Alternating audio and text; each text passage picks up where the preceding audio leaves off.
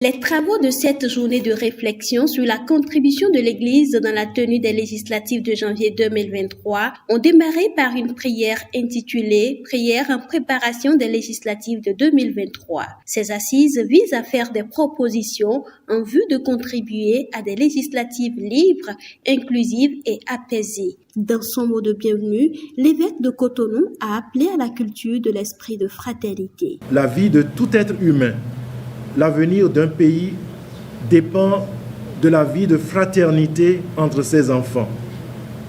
Celle-ci exige de nous, par nature, que nous puissions nous dépasser pour aller au-delà de toute division et de toute situation de crise.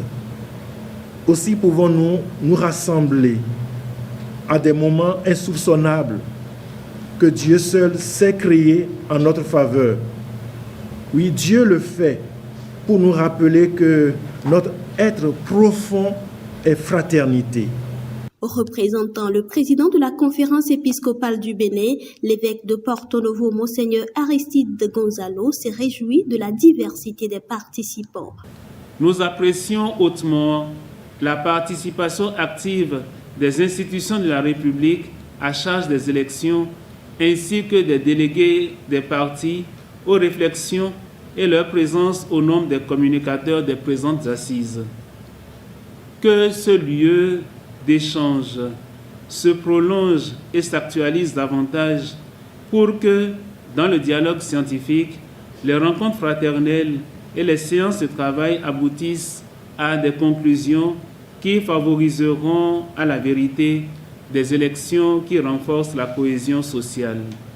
Monseigneur Aristide Gonzalo, rassuré de ce que les travaux de ces assises porteront leurs fruits, a invité les participants au respect mutuel dans les échanges. Les travaux des assises qui vous réunissent sont prometteurs.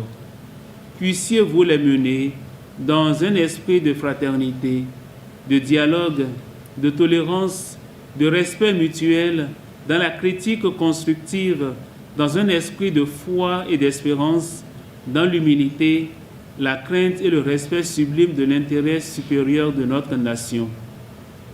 L'intérêt supérieur doit être élevé au-dessus de tout, car, nous disait le cardinal Bernardin Ganty, je cite, « Nul n'est plus grand que son pays ».